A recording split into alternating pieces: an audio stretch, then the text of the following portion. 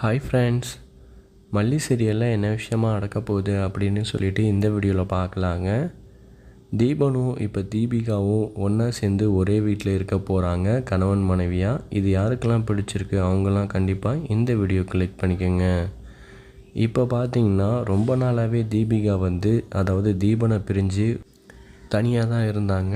இப்போ பார்த்திங்கன்னா ஐஷுவுக்கு 2 பேருமே அம்மா அப்பா கிடைக்கணும் அப்படின்னு சொல்லிட்டு ரொம்ப ஃபீல் பண்ணிக்கிட்டு இருக்காங்க. அதனால தான் டாக்டர் சொன்னபடி கூடிய சீக்கிரமே தீபனும் நானும் ஒன்றா இருந்தால் தான் ஐஷுக்கு சந்தோஷம்.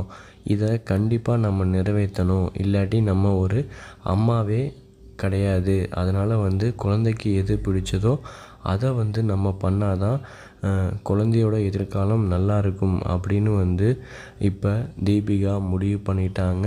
ஏற்கனவே தீபிகா மல்லி விஜய் பிரச்சனையில் அடுத்தடுத்து பெரிய பிரச்சனையை கிளப்பி விட்டுக்கிட்டுருக்காங்க. இதெல்லாம் தீபனுக்கு கொஞ்சம் கூட பிடிக்கலை.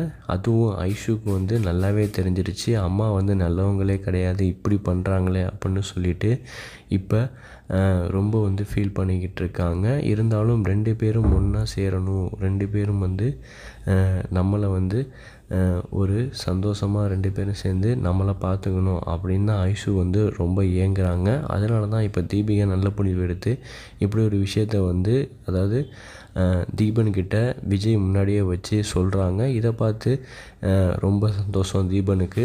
இப்போ உடனே கிளம்பி இப்போ தீபிகாவை பார்க்க அங்கே போகிறாரு. கூடவே ஐஷுவோட இப்போ குடும்பமே எல்லோரும் சேர்ந்து ரொம்ப சந்தோஷமாக இருக்க போகிறாங்க. இது மாதிரி தான் கான்செப்ட் கொண்டு போகிறாங்க. ஆனால் இப்போ தீபனை தன்னோட கண்ட்ரோலுக்கு கொண்டு வரணும். ஏன்னா விஜய் மல்லி அவங்களுக்கு சாதமாக எந்த ஒரு விஷயமும் நடக்கக்கூடாது அப்படின்னு சொல்லிட்டு தான் இப்போ தீபனை வச்சு அடுத்த வேலையை தீபிகா பார்க்க ஆரம்பிப்பாங்க.